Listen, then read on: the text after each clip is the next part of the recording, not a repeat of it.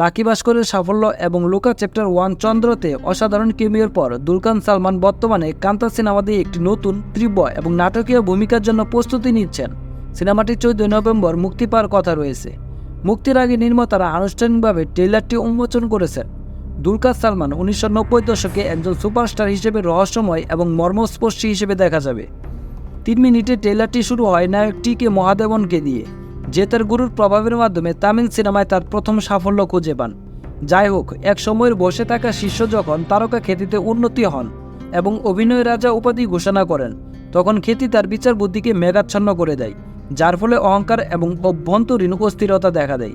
দুলকান সালমান একটি তীব্র এবং রহস্যময় অভিনয় পরিবেশন করেছেন, যেখানে সামুতিরা গানে তার ক্ষমতার মাধ্যমে আলাদাভাবে দাঁড়িয়েছেন। মনোমুগ্ধকর মহিলা চরিত্রে ভাগ্যশ্রী বসে এবং রানা দাগুপতিকে একজন অর্থহীন পুলিশ অফিসারের ভূমিকায় দেখা যাবে। জানা গেছে সিনেমাটি তামিল সিনেমার প্রথম সুপারস্টার এম কে ত্যাগরাজ ভাগবতরের বিতর্কিত জীবন থেকে অনুপ্রাণিত।